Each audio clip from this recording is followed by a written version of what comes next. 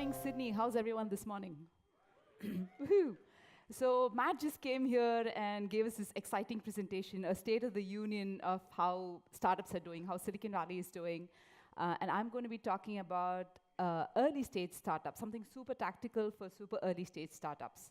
So as Cheryl mentioned, my name is Chandani, and I'm a distribution partner at 500 Startups. And let's jump into foundations of growth. All right. Ooh, it's a bit. All right. Meet founder Fred. So, see, he's wearing a hoodie and working on a Mac. So, founder Fred wants to build a very successful startup. So, he goes about gathering startup knowledge. He follows the companies that he loves on Twitter and Medium, and then he's following the company news, the industry news, and online news sources. And then he meets with mentors and investors and advisors and fellow founders. And he also goes to events like this one here and webinars and so on, because he's gathering a whole bunch of tricks and tips and hacks and techniques and tons of ideas to build a very successful startup. So many of us do that here, right? Like, how many of you here have a bunch of ideas that you've stored in Evernote and Pocket and Moleskine notebooks and Excel sheets? We're in a safe environment here. You can admit your addictions. This is a big addiction with all startup founders gathering a bunch of knowledge. Right? I've done that. I do that all the time, too. So, yeah, so Fred gathers a bunch of knowledge because Fred wants to be like one of these people. He wants to be successful. He wants to be cool. He wants to build a cool company. He wants to have a big impact. He wants to build a successful company, and he wants to grow really, really big. But Fred's reality is that his engineering resources are overwhelmed. He doesn't have enough engineers. He doesn't have enough customers. He's not growing as fast as he wants.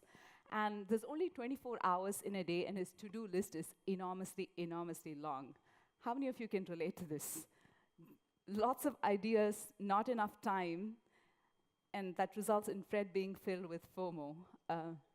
Fred's got a bunch of fear of missing out, and Fred runs around like this headless turkey. Look at that turkey. Like, he works really, really hard, but he's not getting anywhere. So similarly, Fred works really hard, but his growth curve is not going anywhere.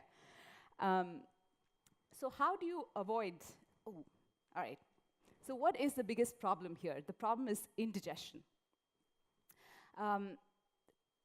It's trying to do too many things with too few resources. It's trying to go in too many directions at the same time. So let's say you're a car with all the four wheels aligned in four different directions. It leads to burnout of you end up burning out all your money, your team, and yourself, and your energy.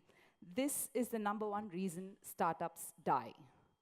How do I know this? As Cheryl mentioned, I'm a distribution partner at 500 Startups, and 500 Startups is an early-stage investment firm. Globally, we have over 1,600 investments, and I personally have spent over 1,300 hours just in the last year working hands-on with startups. That's my job, is to help early-stage startups go from whatever stage they are to the next stage of growth. And I've done this in different geographies all over the world. Most of my startups are in North America, but I've worked in Southeast Asia, in India, in South Korea, Japan, Brazil, all over the world. And I see the common mistakes all startup founders make, which is going behind the next shiny thing and trying to do the next shiny thing. And I also work with different business models, hardware, software, all kinds of companies. But more importantly, before that, I was a startup founder. I had a hardware startup and a software startup, both of them generating revenue. One of them I grew from $0 to multiple $1 million in revenue. I tell you this because I've been an early-stage founder. I've made those mistakes. Now I'm on the other side of the table, and I work with multiple early-stage startups hands-on every day, and this is the mistake I see everyone making, is trying to do too much with too few resources, spreading yourself too thin. So how do you avoid death? So how do you avoid becoming one of these startups? And that picture, by the way, is a picture snapped by my colleague in Mountain View right next to my office. At least those startups were popular enough to be a Halloween meme, so that was Halloween decorations. You're almost in a good position if you get that big. So how do you avoid becoming part of that startup graveyard? Two simple things: set a clear goal and prioritize your actions and resources based on this goal. This is not just a way to avoid death, this is also your foundations of growth. But I hear you all saying, but just wait, that just sounds so basic. How can it be that simple? It is true. Most startups die because they don't do this in a disciplined fashion. They're not diligent about it. You know what you have to do. It's like your January gym goal. You know you have to go to the gym and do crunches, but you don't do it in a disciplined and diligent fashion. So let's get to number one, set a clear goal. All right, so talking about goals, tomorrow is all about growth. There's a lot of talk about growth. Growth is like the hottest subject: growth marketing, growth hacking, growth this and growth that. So everybody's excited to set growth goals, but growth is only relevant to you if you're post-product market fit, right? Do not have a growth goal if you're pre-product market fit. If you're pre-product market fit, focus on engagement and retention. As in, create a product that has value, that provides enough value to a customer. It makes something easier, faster, cheaper, more efficient, which something of value that your customers or your users are going to come back and use your product again and again and again. That's the most important thing. So your customers and users are going to come back and use your product again and again and again. So you have a sticky product. Only then should you be focusing on growth goals. Until you have a product that is sticky, do not focus on growth, focus on engagement and retention. How many of you here have a product that has users that come back after a few days or weeks or months? All right, so you're post-product market fit startups. And it's not it's not wrong being a pre-product market fit startup, right? It doesn't matter where you are, but it's important that you know where you are. So you know, and you know where you want to go. So it's like, if you want to go to Melbourne, you need to know whether you're in Sydney or Perth, because your routes are very different. So you have to have a really clear evaluation of where you are and where you want to go. So this particular goal that you set is your one metric that matters. This is going to be your true north, your guiding star, and your one direction. So then you can focus all your energies. You didn't laugh for Beyonce, but you laughed for like One Direction. What the hell? A big One Direction, but non-Beyonce fan right there. Yeah, so this is your true north. And the most important reason you have this is so that you can focus your energies, your time, your resources, your money in that one direction. And once you set, and these goals also need to be measurable and time-bound. So let me give you an example. So Frankie's got this B2B2C startup, right? So this startup is a mobile app that provides personalized content for homeowners, because Frankie's mission is to increase the personal wealth of homeowners. So she sends personalized content to homeowners about when to refinance your home so you can save more money in the longer term, whether to remodel before you sell, or whether to Airbnb a room, and so on and so forth. So that's what the startup does. She does this because she's passionate about increasing the wealth of homeowners. So the users are homeowners, but the customers are real estate agents and loan officers. So she makes money out of real estate agents who want to brand the product with their name. So with this kind of a startup, the one metric that matters for Frankie, she has product market fit. She has users who come back and use her product again and again. So she's focused on revenue. So this particular startup is focused on revenue. So the goal that they've set is in 6 months, they want to get to break even. So they're probably at $15,000 to $20,000 monthly recurring revenue right now. They want to get to $100,000 in monthly recurring revenue in 6 months. That's like a 30% month-on-month growth rate. So this is where they want to get to. This would be different depending on what your skill set and your status of your startup is. So Frankie's here at StartCon, and she's collecting a bunch of ideas. So this is a common thing most startup founders do. Wherever you go, you do create a bunch of new, you're inspired and you have a bunch of new ideas. And most of you here, with all the growth talks tomorrow, you'll have a whole bunch of ideas on what you could do to grow your startup. But the most important question is, which one of these ideas, which one of these talks, which one of the kernels of the nugget of information you heard is right for you, is most relevant for you? How do you know which one that is? And which one of these ideas should you be executing first, and which one second, and which one third? How do you prioritize between these ideas? You're going to leave here with a bunch of ideas. How do you prioritize between them? So you prioritize your actions.